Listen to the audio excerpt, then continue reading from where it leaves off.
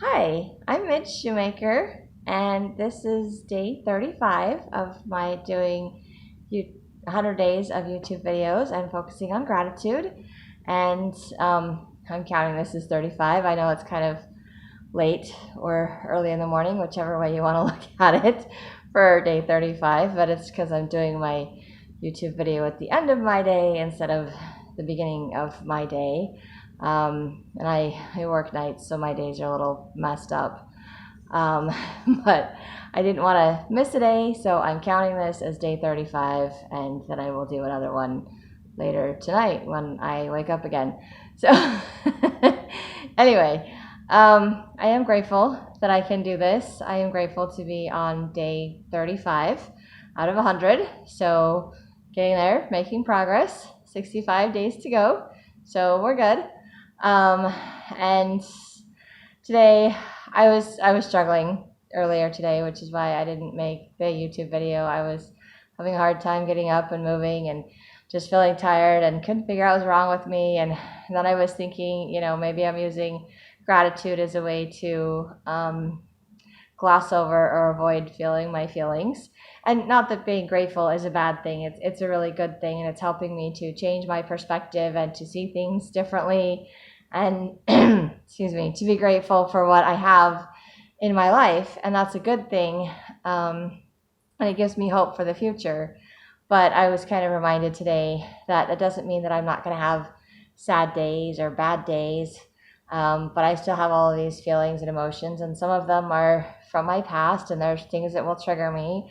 And there's stuff that I still need to work through and process and deal with, and I can't continue to avoid those things because they will continue to weigh me down and get in the way of my progress that I am trying to make. So it was another reminder of another thing to add to my to-do list, to work on myself, to do some more journaling and 12-step work to try to figure out what I'm feeling, why I'm feeling it, and how to let it go, to just kind of tell myself, to just see how I'm feeling and why I'm feeling that way, and to see, what it's related to as far as past, present, or, worries for the future, whatever it is, to help me stay in the moment, to help me see that I'm safe, that I'm okay, that I can let these things go. And some of them it's like, okay, I can't do anything about it, but at least I know and understand, and it's easier for me to process and work through it. But it means I have to let myself cry, which I don't like to cry. I don't like to feel emotions. And I went to my Al Anon 12-step meeting today, and I was talking there, and as I was talking about it, I was like, I'm feeling guilty. I was like, why am I feeling guilty? What do I have to feel guilty for? I was feeling guilty because I chose to take care of myself. So I chose not to work so that I could sleep to take care of myself. And then I didn't sleep because I felt guilty because I wasn't working.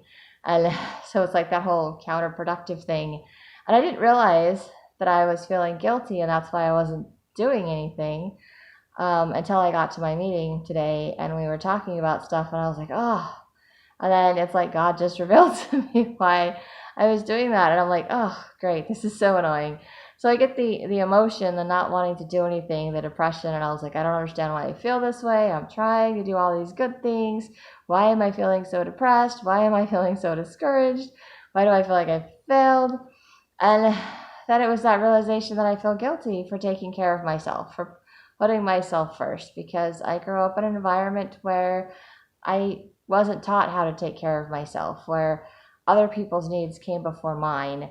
And I realized that, the people that I grew up with weren't capable of taking care of themselves, so they couldn't really take care of me either. And so mentally, I know this, that I need to take care of myself first, but emotionally, I'm still struggling with this process. It's a process to get this internalized into me. And I think it's deep seated. It's ingrained in me to put other people first, to sacrifice myself, and to run, on empty, to burn myself out when I got nothing left and still keep going. And I'm like, well, I know I can do that, but I don't want to have to keep doing that. I want to be able to relax, to be able to breathe, to be able to take care of myself, to stop stressing about things, to stop having my mind spinning, to just not feeling like I'm ashamed or I'm this horrible person because I think I don't just go to guilt. Because guilt makes you want to change or do something different.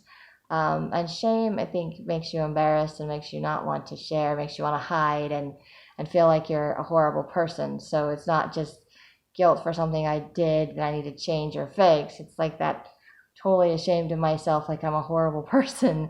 And I was like, I'm not a horrible person for taking care of myself. I'm not a horrible person for thinking I need to get a little extra sleep. These aren't bad things that I'm trying to do. These aren't things that make me a horrible person. And I need to remember that. So it's that, again, that's the process of changing my thought processes. And some of them are, I think they're like subconsciously in there.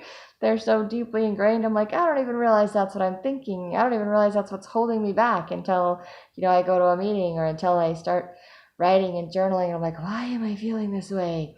And I haven't the last few days when I've been writing. I've been so tired what I've written in my journal that I'm just like, I'm just going to make my list of things I'm grateful for and I'm going to bed. So I haven't been writing about my day. I haven't been working through my emotions. And I was like, oh, I can't skip that step if I want to sleep. I have to do all the steps, which is frustrating to me sometimes because I want to just skip steps. And I'm like, well, I can skip them, but then I don't feel so good, or I get lost and confused when I jump ahead. So things have to be done in order for a reason. And I'm not going to get better overnight, and I may always be struggling with subconscious thoughts or feelings that I will have to continue to fight to change my perspective.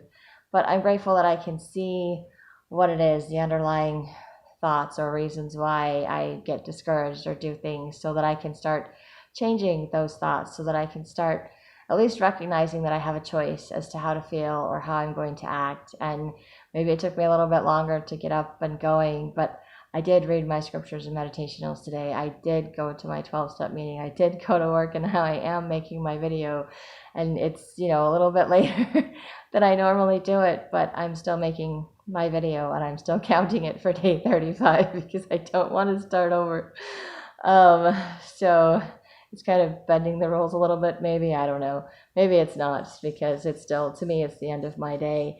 But I'm grateful that I can still do this. I'm grateful that I still want to make my videos. I'm grateful that I can have a new perspective by focusing on gratitude. I'm grateful to know that when I work through things from my past or old emotions that are holding me down, I know that the atonement is there to help me, to heal me, that the Savior's there to buoy me up, to help me through this, that I'm not going through this alone.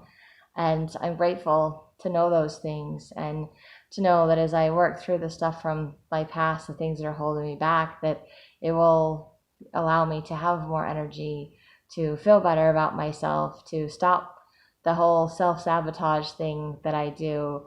The self-defeating behaviors will stop because I won't need to do them anymore.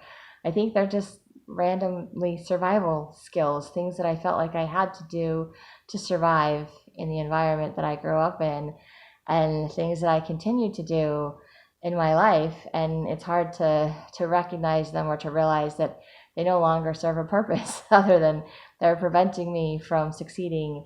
And it's kind of, those things also, I think, have an element of fear to it, that I'm like, I'm actually succeeding. I'm actually doing my YouTube videos. I actually finished a book that I'm waiting for, responses back from beta readers. I'm actually trying to figure out how to get it published. I'm actually going forward with my goals, and it's exciting, but at the same time, it's scary. And those old thoughts and emotions, they're there trying to hold me back. So I need to work through them, process them, let them go, realize that they don't have power over me, that they're just feelings, they're emotions, and that I will actually feel better to let them go instead of holding on to them. But I'm very good at holding on to things, especially things I don't want to face, and I don't realize that I'm holding on to the feelings. I just don't want to deal with them. So I think if I just bury them and pretend they're not there, they'll just go away. But they don't just go away. I do have to actually feel them. I do have to actually process them. And I do sometimes actually have to share with other people to get an outside perspective, because I don't always think clearly when I'm emotional. In fact, I probably never think clearly when I'm really emotional.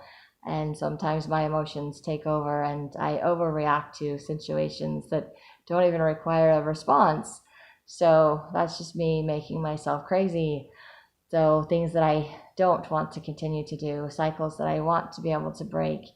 And I'm grateful that doing these gratitude lists are showing me that God is able to show me all these things that I can work on, that I can change, that I am not stuck in this negative cycle. I don't have to be stuck in a negative cycle. I don't have to be stuck in this black hole. I don't have to be lonely and depressed and discouraged for the rest of my life. I do have purpose in life, and I do have goals and things that I can pursue, hope for the future, all of those things that I didn't feel like I had before I started doing these gratitude lists. So I'm very grateful that I've been doing them, and I do hope that something I'm saying or doing is beneficial to people that are watching, and encouraging you if you're going through some struggles. That's, God is always there. Say a little prayer, focus on some gratitude, see his hand in your life and the blessings that he's giving you, and it will be amazing the changes that you can make. And not overnight, obviously. It takes time, it's a process. I didn't get this messed up overnight. I'm not going to get fixed overnight. And like I said, some of these old thoughts are really deep seated. They're very subconscious in my mind, and it takes a while to figure out what they are. But I'm grateful that I can figure them out. I'm grateful that I can continue to work in spite of my feelings, and that I don't have to put my life on hold or be depressed and stop living my life because I messed up on something or didn't mess up on something. I just chose to take care of myself, which meant I sacrificed doing something for others, maybe. But it's probably better because I needed to take care of me first. And that's a new thing for me. That's a new behavior, which also is sometimes difficult to do, new behaviors, to change things. It feels a little uncomfortable, a little weird because it's not what I'm used to. But I know it's not wrong, and it's not something to be ashamed of. It's just that's how I felt, apparently, feeling guilty for taking care of myself, and had to work through that. So I'm still working through that. I still have lots of things to work through, but I'm grateful that I can work through them. I'm grateful that I have help and programs and a higher power that's helping me. And I'm grateful that I can make these YouTube videos and share my progress with anybody that cares to watch. So you can like, subscribe, share, whatever you want to do. And I hope you have a day full of gratitude.